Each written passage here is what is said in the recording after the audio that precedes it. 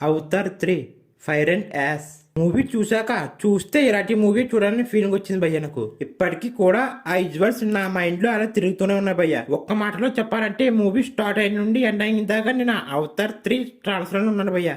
నిజంగా ఆ విజువల్స్ ని మాటల్లో వర్ణించలేము భయ్య.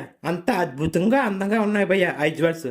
నిజంగా మనం చూసిన ప్రతి సీన్ వేరే లెవెల్లో ఉంటుంది భయ్య. నిజంగా అంటారు కదా, ఏదైనా అద్భుతం చూసినప్పుడు చూడడానికి రెండు కళ్ళు సరిపోలేదని. నాకు కూడా ఈ అవతార్ పార్ట్ 3 చూసాక రెండు కళ్ళు సరిపోలేదు. అంత అద్భుతంగా ఉంది మూవీ అయితే. మీరు అనుకోవచ్చు వీడేంటి ఇంత ఓవర్ యాక్షన్ చేస్తున్నాడని. ఇది ఓవర్ యాక్షన్ కాదు భయ్య, నేను థియేటర్లో చూసిన ఒక అద్భుతం. ఒక్కసారి మీరు కూడా మూవీ చూస్తే తెలుస్తుంది భయ్య నేను ఎందుకు చెప్తున్నానని. ఎందుకంటే అవతార్ 2 నేను థియేటర్లో చూడలేదు భయ్య. ఇక 1 అయితే మనకు ఊహ తెలియని వయసులోనే వచ్చింది. ఫస్ట్ టైం నేను ఇంత అద్భుతం చూసి దానిని మీతో పంచుకుంటున్నాను. నాకైతే స్టార్టింగ్ నుండి ఎండింగ్ దాకా ఎక్కడ బోర్ కొట్టలేదు భయ్య.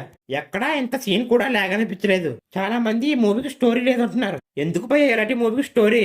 ఆ విజువల్స్ ఆ విఎఫ్ఎక్స్ తో ఆడియన్స్ ని కట్టిపడేస్తుంది. ఒకవేళ మీరు చూడాలనుకుంటే 3Dలోనే చూడండి భయ్య. 2Dలోనే కానీ నార్మల్ గా చూస్తే మీకు అంత ఫీల్ ఉండదు. ఇలాంటి అద్భుతాన్ని 3Dలోనే చూస్తేనే థ్రిల్ ఉంటుంది. నార్మల్ గా చూస్తే ఆ థ్రిల్ ఉండదు. నాకు వీలైతే ఈ అద్భుతాన్ని తప్పకుండా మరోసారి చూస్తాను. ఎందుకంటే ఇలాంటి అద్భుతాన్ని మనం చూడాలనుకున్నా మళ్ళీ మళ్ళీ రాదు. James Cameron, thank you sir ఇలాంటి అద్భుతాన్ని మాకు చూపించినందుకు. ఓవరాల్ మూవీ గురించి చెప్పాలంటే అద్భుతం ఒకేసారి జరుగుతుంది కాబట్టి ఇలాంటి అద్భుతాన్ని ప్రతి ఒక్కరు చూడాలనుకుంటున్నాను.